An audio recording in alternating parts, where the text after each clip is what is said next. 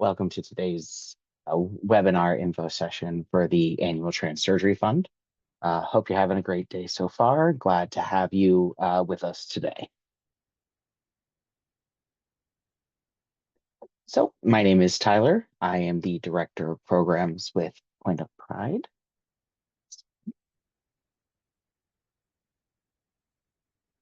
There we go. I am the Director of Programs with Point of Pride. I have been with the organization since 2017. Began as a volunteer and was onboarded as the first full-time employee in January of 23. If you have any experience with our programs, you kind of know me as the email guy. Those inside the organization know me as the spreadsheet guy. I do have a bunch of cats home with me today. At some point, one of them is likely to make an appearance and get all up in the presentation. So apologies in advance for that. And my name is Abby. My pronouns are she, her. I'm the care coordinator. I've been with Point of Pride for a little over a year now. I'm located in Houston, and I also have a lot of cats and 5 dogs. And I do want to take a moment to point out that we do have ASL interpreters on board with us today. Thank you for joining us, Allie and Nikki. I'm going to be making sure that I spotlight the right one at the right times. So if I have to pause for a moment to take care of that, thanks for your patience.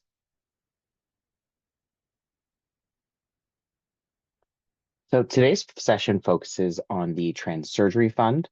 Our organization offers financial support in a number of ways, and we just want to make sure that you're aware of all of our programs, the HRT Access Fund, the Electrolysis Support Fund, and the Thrive Fund, as well as programs providing free binders and free shapewear to folks who need them. We'll get into the financial aid programs, or the surgery fund specifically, in just a moment, but the binder and GAF programs are available anywhere in the world. So today's agenda, we're going to be going over the program, reviewing some important dates, the applicant experience, the reviews process, and the recipient experience. At the end, we'll have an open question and answer session. So you can either save your questions till the end, or you're welcome to ask them at any point during the process. Abby is monitoring the Q&A, so she'll get back to you as quickly as possible. Or if it's something she feels that the whole group will benefit from, she'll leave it there for me to answer out loud. So the annual Trans Surgery Fund is a scholarship-like program that provides direct financial assistance for folks who cannot afford their gender-affirming surgeries. To date, we've donated over $2 million in financial aid. We are expecting between 45 and 75 recipients for our 2026 cycle.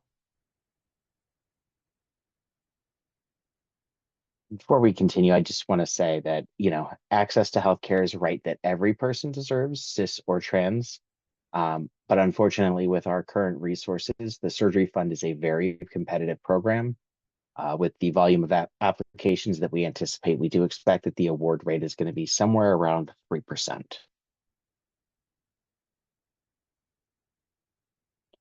So the requirements for the program, we require that you identify as trans. And that is a very loose definition.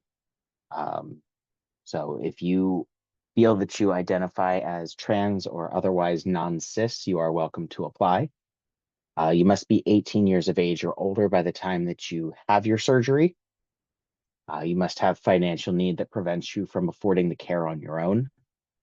You can demonstrate past attempts at affording care. Your surgery must be completed within the United States with a US-based surgeon within 18 months of confirming your award. And the procedure takes place on or after March 1st of 2026. When we say demonstrate past care, our reviewers want to learn what steps you've taken in your journey and that you fully understand the roadblocks that are unique to your situation and you have exhausted the different potential solutions to overcome them. We understand that this is going to look different for everybody. So examples of this might be examples or action you've taken toward obtaining or having your procedure paid through health insurance, um, financing options, appealing insurance denials, or other financial decisions you've made to fundraise for care, like getting additional jobs, starting a GoFundMe. We understand that it's going to look different for everybody, and we want to know what it looks like for you.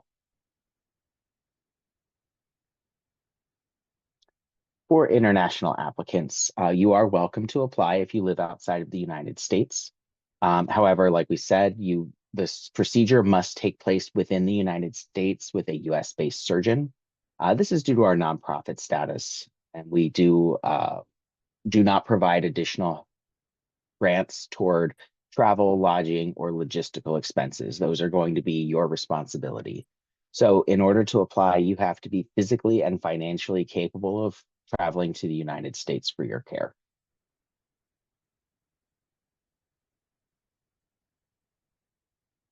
Additional eligibility, so you can apply for any gender affirming procedure. If it affirms your gender, it is an eligible procedure. For procedures that are multi-step or consist of several procedures, such as facial feminization, or a lot of bottom surgeries are conducted in multiple steps, the grant will only cover procedures that can be performed on a single surgical date. You can apply regardless of your employment, housing, disability, or immigration status. And you can apply whether or not you have health insurance. With health insurance specifically, we don't have any requirements that you have attempted coverage in the past.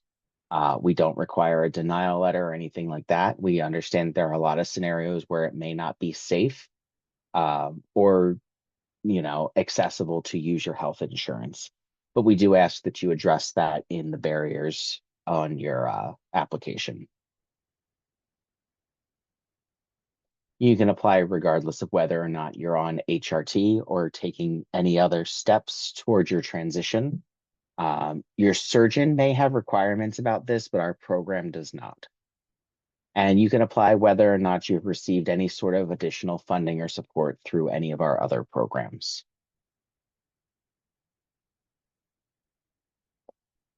So again, your ability to apply for the fund is not affected by whether or not you have health insurance. However, if you do have insurance and you're able to use it, or you're not sure if you're able to use it, we do ask you to consider your level of access and explore whether or not using that insurance is an option before you apply. Uh, these two links for these two articles will be included in the follow-up email that comes after this session. They are resources to help you navigate the conversations with your insurance company about whether or not your procedure is covered and how to obtain that coverage if it is available.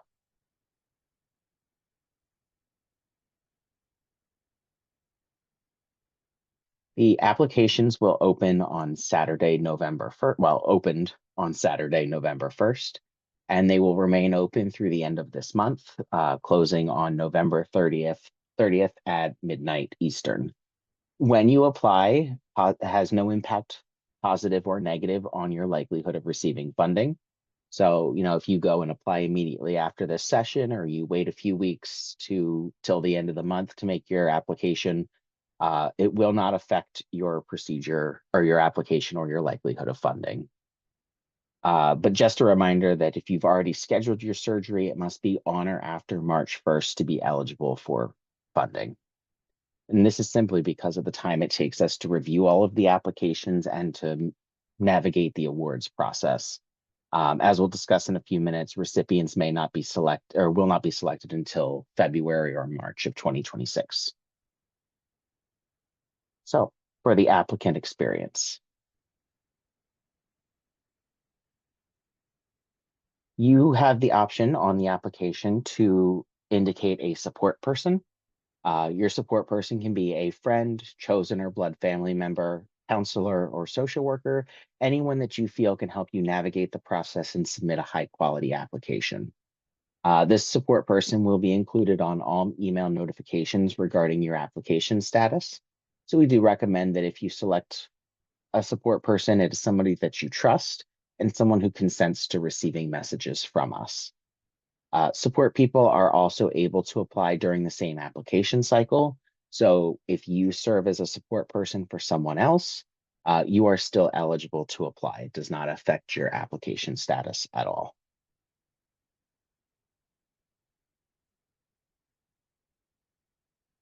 The application form is going to ask you for some basic contact information, some optional demographic information about your surgery, and some short answer responses to help demonstrate your financial need and past attempts at care. The form is hosted on JotForm, which is a secure HIPAA-compliant form. We also store your data following best practices. And you can learn more about that on the privacy policy section on our website. This is the cat that I was worried was going to make an appearance.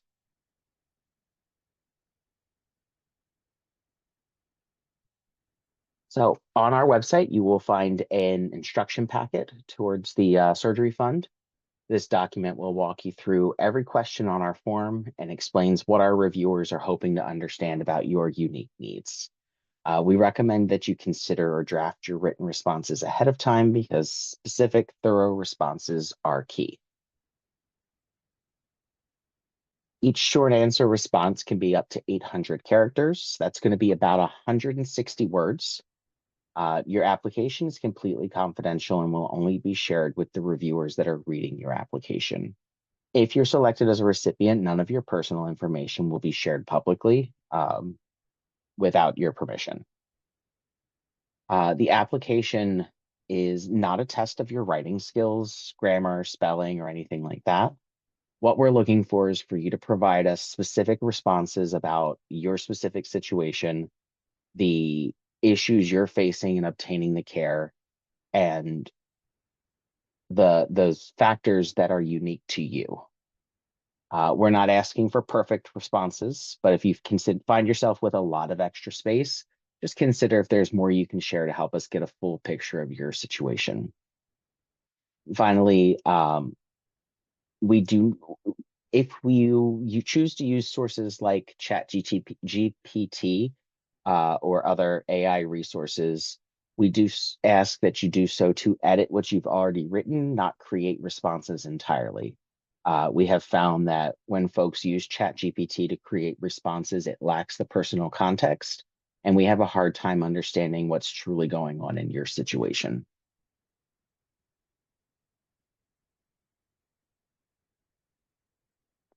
So if our reviewers determine they need additional information, you'll be contacted by email to let you know exactly what we need um, and given a deadline for getting that information back to us.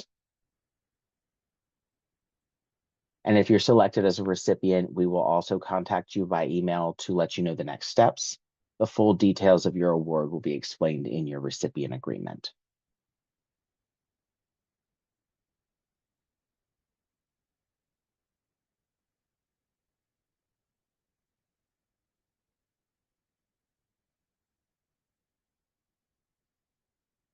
So the grant awards vary widely. This is based on a number of factors, including your ability to save or your existing savings, your health insurance status, and even the procedure that you're seeking.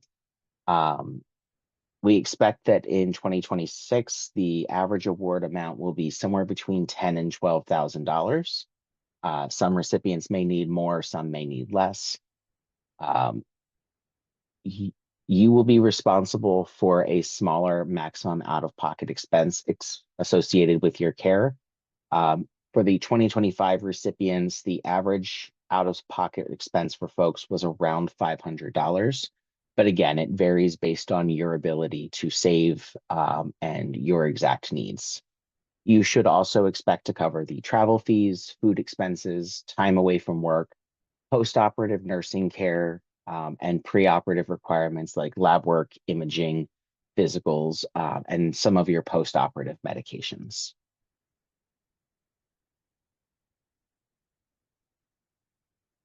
If you're not selected as a recipient, we will notify you via email, and you are welcome to apply again during future application cycles. We also keep your materials on file for a full year, and we do try our best to continue to pair candidates with financial assistance as we receive grants, resources, and new opportunities. So you may be contacted later in the year to try to match you with an additional award or check in on your status.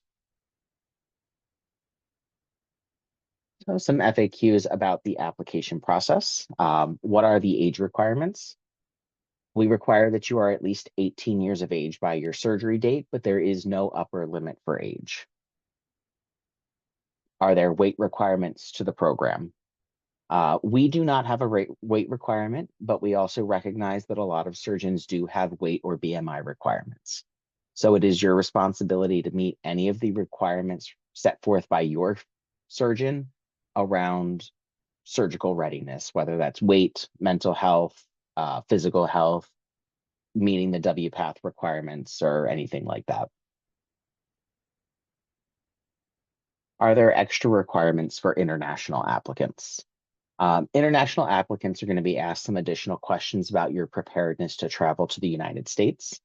In this part, we'll be asking you to share any steps you've taken to prepare for travel, such as whether or not you need a visa, obtaining your passport, arranging for transportation, and planning where you'll stay.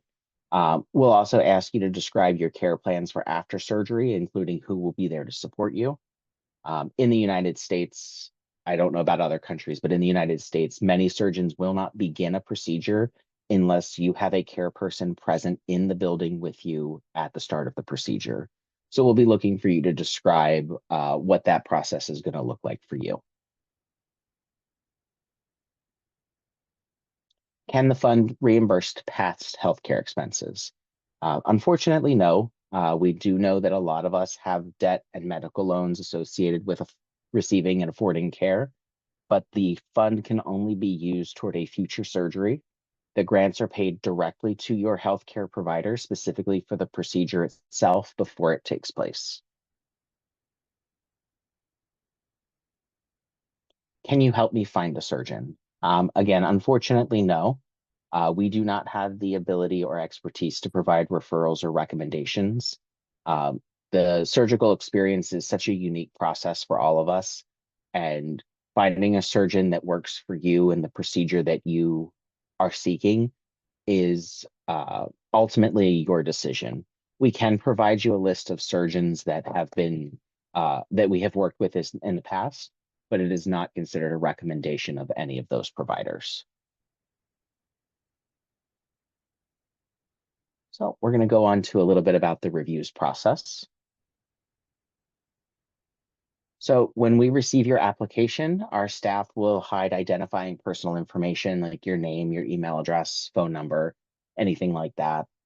Those applications are then shuffled into a packet of 50 applications for review. Because those applications are shuffled, again, there's no advantage to applying earlier or later in the application period. Our reviewers will not have any idea whether or when you applied when they look at your application. The packets are distributed to the board of directors, our staff, and the community grant-making fellows, who are specially trained volunteers. Grant-making fellows all identify as trans.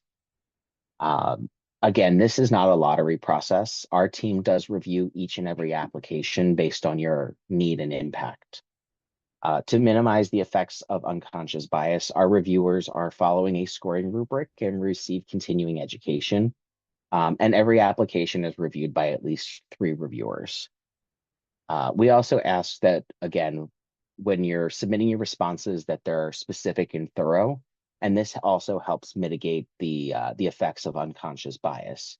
When our reviewers are doing less assuming during the process of reviewing your application, it's easier to focus on the facts that you present to us. The reviews timeline can take 8 to 12 weeks from the end of the application period. So again, you should not expect to hear anything from our team until late February to early March regarding your application status. The process is very competitive. We expect around 3% of folks will ultimately be selected.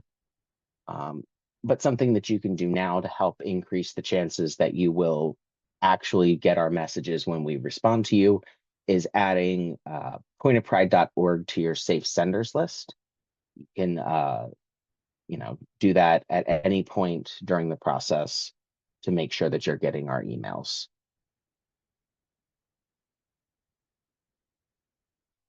And now we'll go over a little bit about the recipient experience. Abby and I will host another one of these sessions for recipients that focus much more on the recipient process once you know you've been awarded. But we'll go over a little bit of it now. When you receive your award, you'll receive an agreement that contains the full details of your award, what procedure you are awarded, how much your grant is, and what your responsibility is, and the timeline of your grant. So you'll have 18 months from the time that you accept your award to utilize your grant. Grant payments are made directly to your surgeon's office on your behalf, but you may be reimbursed up to $50 for some postoperative prescription medications. And you'll be asked to submit some additional forms that help with processing your award, especially around making payments. So you'll be asked to fill out a HIPAA disclosure, which names myself and Abby as points of contact that can speak to your surgeon's office on your behalf. A support person disclosure confirms that you're comfortable with your originally named support person being included in future correspondence. A partner authorization form. This helps us to get you a lot connected with other resources that are not provided by Point of Pride, but by partner organizations to help you access your care. This can look like free flights within the United States or some professional caregiving services. We review our partnerships regularly and provide you with a list of everything that we have available for you. And the media disclosure, you'll see a screenshot of this form on the right. This will tell us exactly how you want to be named when the award is publicly announced, including your name or a fake name, photos, and what information can be shared publicly. For your privacy and security, you can be as anonymous as you'd like to be in the process. Publicly using your name or image is not a requirement for accepting your award. And again, the public-facing announcements, you will have complete control over your narrative, whether or not you use your name, photo, and identifying personal details in your recipient bio. Nothing gets published without your permission. And as you can see from the images here, some folks do choose to use their real pictures. Others use blurred or entirely fake pictures. We just believe that with so many stories focusing on trans hardship, we want our recipients to have the opportunity to share their story in a way that is impactful and meaningful for them, and to share the joy with the trans experience.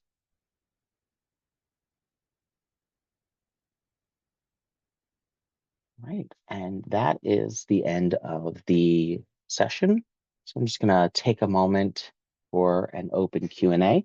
I will bring this slide with the contact information back up after the Q&A.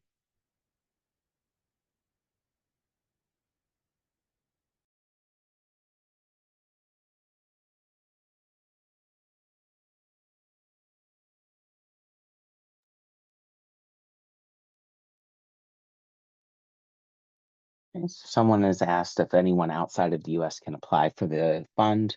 Um, yes, you can apply regardless of where you live. The requirement is that the procedure takes place within the United States with a US-based surgeon. Our fund will not cover the costs associated with travel, lodging, food, or caregiving services. So we do recommend that you have those sorts of things at least considered when you write your application in. You'll also be asked to provide some additional information about the preparations you've made to travel to the US. So whether or not you need a visa, if you have a passport or your plans for obtaining one if you don't, those sorts of things.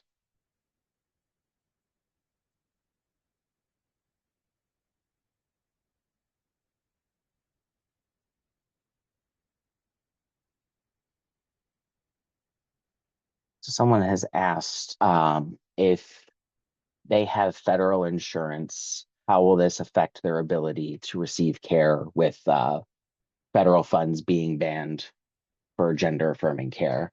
Um, we just ask that you address that in the process. Like we said, we do understand that some folks have insurance that either explicitly denies gender affirming care or is otherwise inaccessible to use for this sort of thing. So we just ask that you address that in your application so that we have a full picture of what's going on in your situation. But it will not affect your eligibility at all.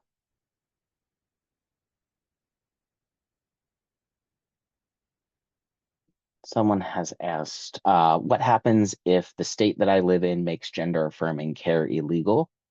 Um, this is a tough question to answer because the short answer is we don't always know exactly what that looks like. It really depends on exactly what the law is and how it's worded, and what it bans. In general, it is typically not illegal to leave your state to obtain care. So if that's something that is available to you, so for example, if you live in Florida and you end up needing to travel to Massachusetts for care, that is typically something that is not banned. But again, it really depends on the law. Abby and I take a lot of time to keep an eye on the legal cycle, um, and make sure that when laws come up that could affect you, we research very thoroughly how it affects you and how we can work around it to make sure that you still get the care that you need. Um, and I'm really sorry that there's not a better answer I can give you right now. But I hope that that helps at least a little bit.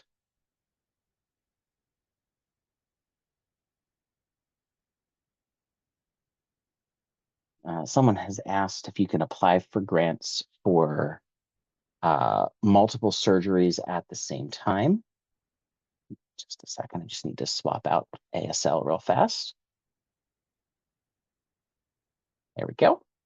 So someone has asked what happens if you apply for multiple surgeries at the same time. Um, the fund will only cover surgeries that can take place under a single surgical session. Some surgeons will do multiple procedures at the same time.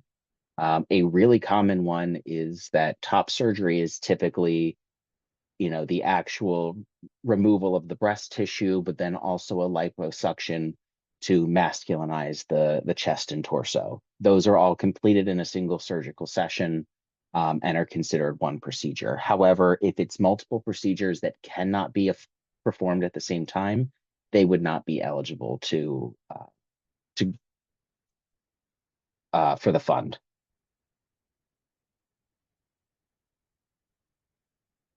Someone has asked, is money that we've already fundraised for our surgery deducted from our award, and can we use that for travel expenses? We do try to keep in mind that folks have travel expenses, and that's part of the factors that go into exactly how much your responsibility will be. So if your travel expenses are that you live 30 minutes from your surgeon and can go back home afterwards, you may have a higher responsibility than someone who has to travel 6, 7 states away and stay in a hotel for a week. So we do try to factor that in, but it doesn't necessarily mean that it will be deducted from your award. Someone has asked, what if the government shutdown affects our insurance situation? Um, Much like the question around like if your state outlaws gender affirming care, unfortunately, the answer to this one is we don't know until we get there, but um, please address it during your application. What's going on with your insurance status, and what you expect it'll look like when the government shutdown is eventually lifted, and we'll go from there. But it will not affect your eligibility. But we do recognize that it is a factor that affects your ability to receive care.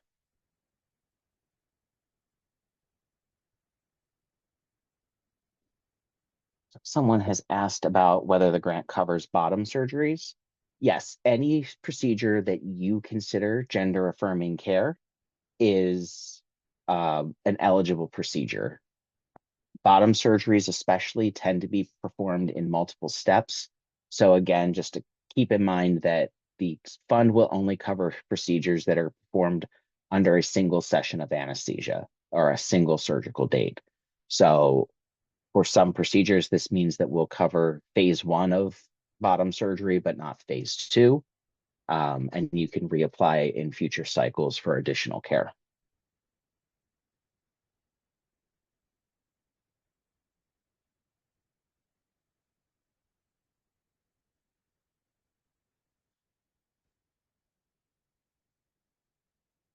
So someone has asked how much detail you should give in your plan to travel to the United States.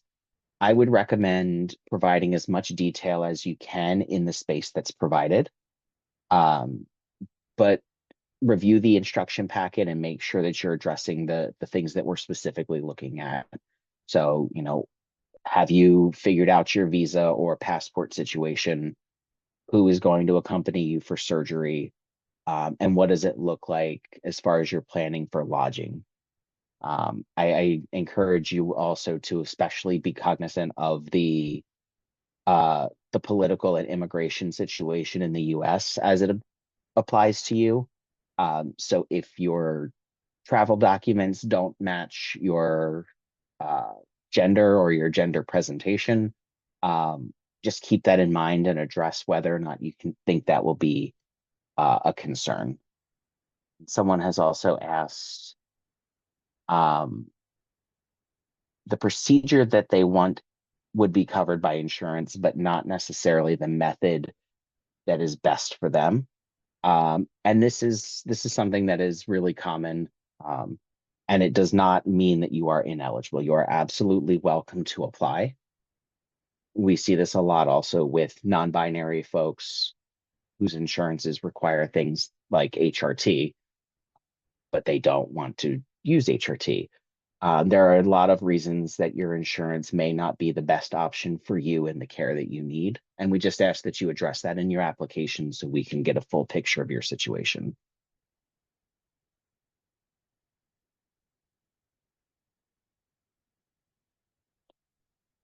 Someone has asked if the grant covers electrolysis for bottom surgery. No, electrolysis is not covered under the surgery program.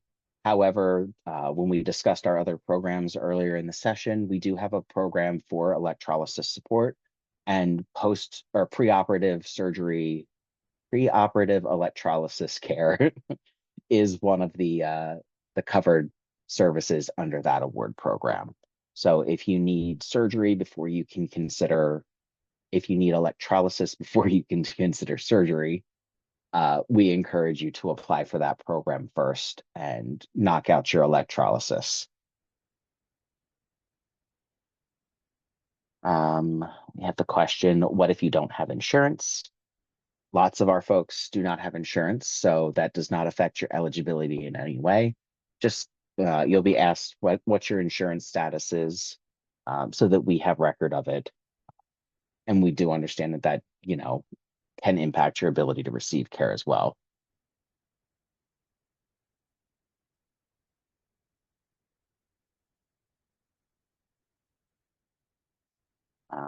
Let's see, how much detail should I provide of the previous fundraising attempts?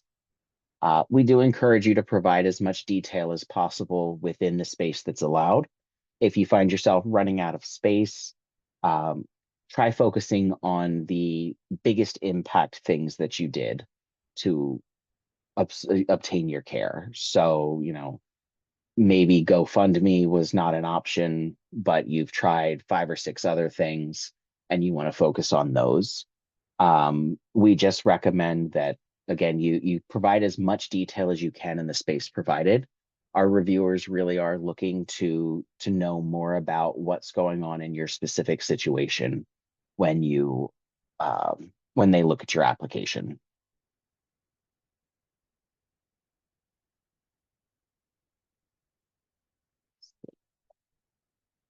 Will you consider that there are very long waiting lists in the UK as a reason to need funding? Um, yes, like the situation where the procedure would be covered, but the specific method would not. There are a lot of reasons why your insurance, or in the case of this example, uh, public funding in the UK may not be appropriate for you in your specific situation. And we just ask that you explain in your application why that is not an option for you.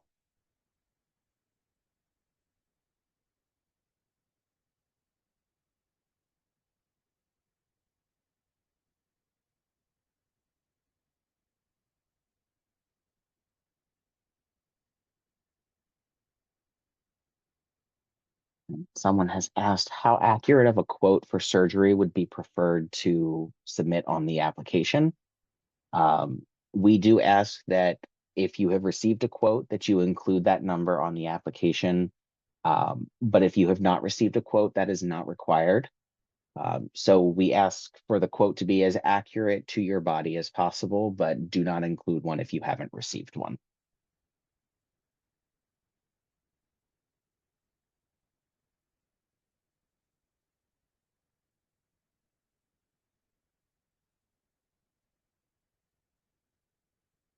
Are there any complications with submitting an application if your name is legally changed before the award process happens? No, not at all. In the application, we do not ask for your legal name at all. When it comes time to accept your award materials, we will ask for your legal name if it's different. But that's only because most times your surgeons are going to have your legal name on file. Um, so if your name changes in the process, that's no big deal. And if your preferred name changes in the process and we send you an email with the wrong name on it, just give us a heads up and we'll get you updated so that we're calling you what you want to be called.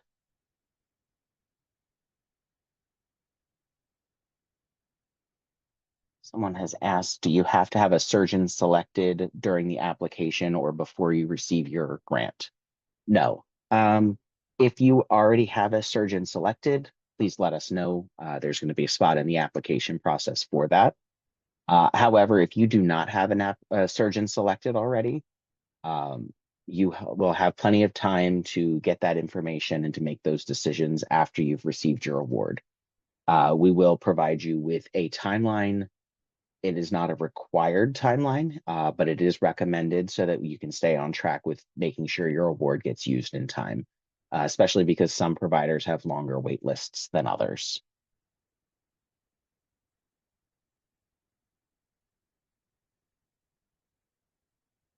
Someone has asked if we've received a quote, but we choose a less expensive option and we don't have a quote for that yet. Should we include the original quote? Yeah, if you have a quote for the procedure that you want, please include it. And if that quote ends up being wrong, we'll work with you once you have an accurate quote to make sure that we're getting everything we need from you. But yeah, if you have a quote, please include it.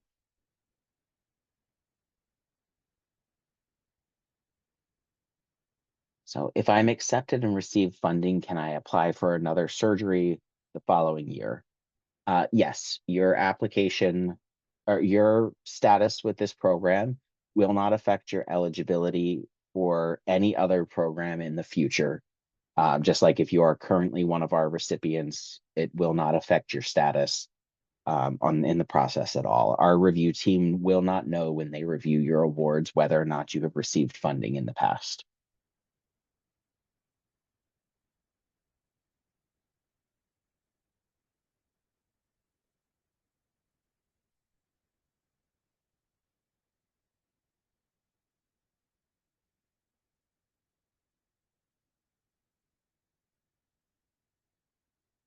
Someone has asked, what happens if I can't fundraise because of my immigration status? Um, please just explain on the application why it is that you can't fundraise. We know there are a lot of situations that folks can't fundraise, immigration status being one of them, or, if you're not publicly out, and fundraising would potentially endanger you, something like that. We just ask that you explain to us what the barriers are to fundraising and obtaining your care through any other method other than this grant.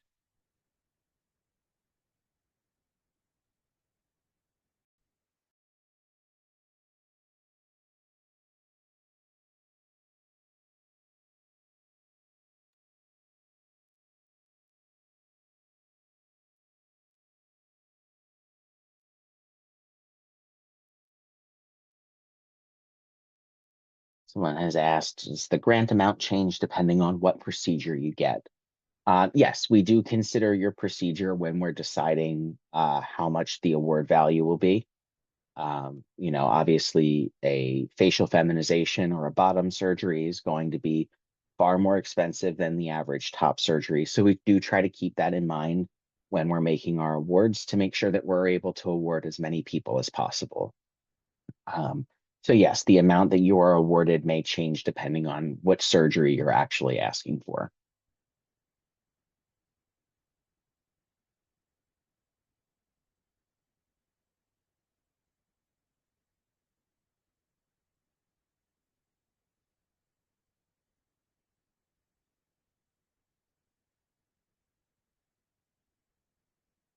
It does look like the Q&A is starting to slow down a little bit. Give a couple more minutes for folks to get any last minute questions in. Just gonna bring up the contact information again as well. If you have a question that you don't feel comfortable asking or that comes up after we've ended the session, you're welcome to reach out to us, surgeryfund@pointofpride.org. We'll get back to you as soon as we can with an answer to your question. And again, I will be sending out the slides and everything after this session. So look for an email from surgeryfund@pointofpride.org as well.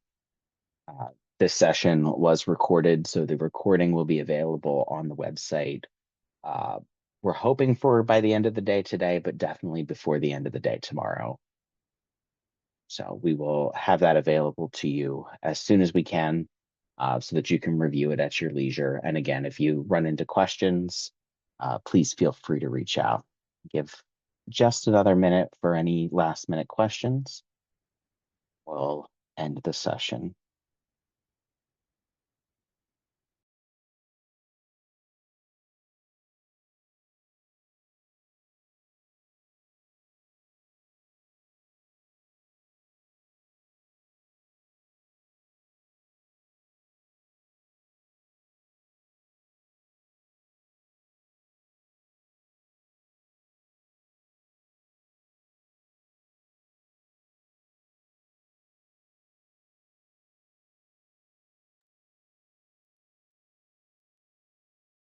All right.